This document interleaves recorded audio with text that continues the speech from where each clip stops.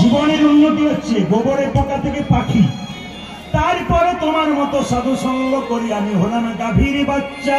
তোমার মতো সাধু সঙ্গ করে হলাম আমি একটি গাভীর বাচ্চা।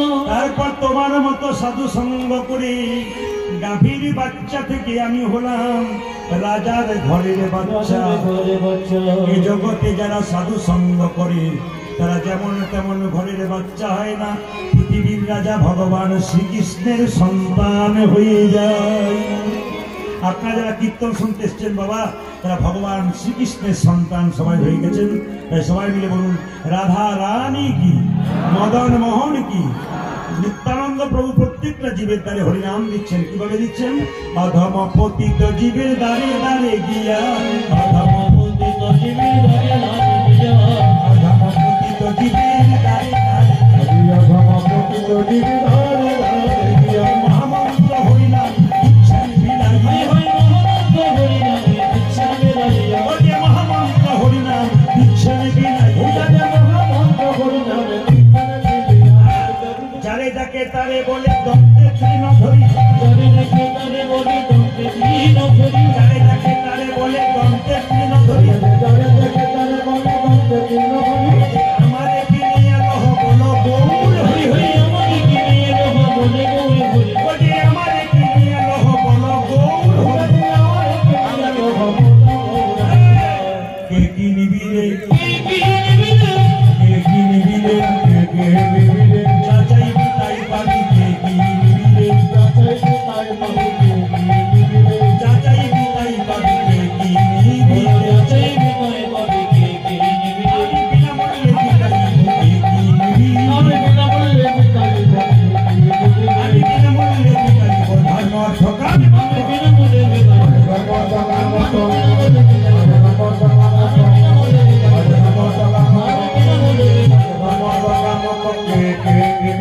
আমারে কি নিয়ে রহ বলো গৌর হরি, আমারে কি নিয়ে রহ বলো গৌর হরি।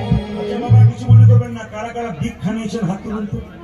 বাহ, বেশ নামান। আচ্ছা ঠাকুরের দীক্ষা কারা নিয়েছেন তারা তারা হাত তুলবেন। ঠাকুরের যারা নিয়েছেন, মানে ঠাকুরের যারা নিয়েছেন নামান। কৃষ্ণ মন্ত্রের দীক্ষা নিয়েছেন এমন কয়জন আছেন? কৃষ্ণ মন্ত্রে দেখাবেন। বাহ, ঠিক আছে। দীক্ষা নিয়ে হলো, আর আপনাকে বলবো ওটাকে কাছে এনে দিন। ওটাকে যতক্ষণ কাছে না আনবেন ততক্ষণ কারো কীর্তন শোনা হবে না। ওরা ভাবছে আমাদেরকে সবাই দেখতে পাচ্ছে, দেখে এমনি এমনি করছে, কীর্তন শুনছে। আপনি ওকে নামান নিচ্ছে, ওকে নামিয়ে দিন, শান্তি পাবে। ও শান্তি পাবে, আপনিও শান্তি পাবে। যদি রাধা রানী কি, শ্যাম সুন্দর কি, মদন মোহন কি, হরিবাসর কি, সাধুগুরু বৈষ্ণব কি, গৌর ভক্তবৃন্দ কি, প্রেম সে রাধা রানী কি।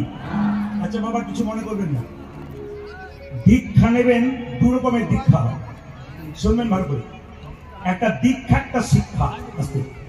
যারা দীক্ষা নিয়েছেন তারা রাধাকে জেনেছেন, আর যারা শিক্ষা নিয়েছেন তারা কৃষ্ণকে জেনেছেন।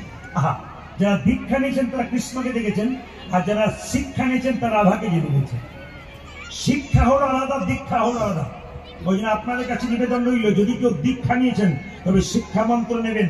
আমি কিন্তু খুলে বলবো না, আপন আপন গুরুর কাছে জানতে পারবেন শিক্ষা মন্ত্র নিলে জীবনে কি উন্নতি হয়। তবে বারবার বলবো, মন্ত্র যদি নিতে হয় তাহলে বেছে বেছে নিতে হবে, যাত্রার কাছে মন্ত্র নিলে হবে না। ছেলেকে টিউশন পড়াবেন, পাকা মাস্টার দেবেন, ছেলের রেজাল্ট ভালো করবে। আর ছেলেকে ভালো মাস্টার দেবেন না, ছেলে কাঁচা রেজাল্ট করবে। আপনি ভালো গুরু করবেন, জীবনে শান্তি পাবেন। কাঁচা গুরু পাবেন তো নিতাই গৌর হরিবোল হয়ে যাবে। একটু প্রমাণ দিয়ে দিই আপনাদের, মন দিয়ে শুনে নেবেন। আপনারা তো এতদিন কীর্তন শুনছেন, রাধা কৃষ্ণের ছবি বা মূর্তি বাড়িতে রেখেছেন। কেউ জানেন যে রাধারানীর পা ঢাকা দিয়ে রাখতে হয়? আপনারা কেউ জানেন না যে রাধারানীর পা দুটো ঢাকা দিয়ে রাখতে হয়, বছরে একবার খুলতে হয়। এই কীর্তন শুনতে এলে জানতে পারা যায় অন্য জায়গায়। এই জন্য প্রত্যেকটি সৎসঙ্গ অনুষ্ঠানে, ঠাকুরের অনুষ্ঠানে আমাদের নিয়ে যাওয়া হয়। কেন? মানুষ যেন কিছু জানতে পারে। যখনই বাড়িতে রাধা কৃষ্ণের মূর্তি রাখবেন, মূর্তি, তো রাধার পাটাকে ঢাকা রাখবেন। খুলবেন কোন দিন? গোপাষ্টমীর দিন, কার্তিক মাসে। একবার তো রাধারানীর চরণ খুলে রাধারানীর চরণ দেখতে হয়, কারণ গোপাল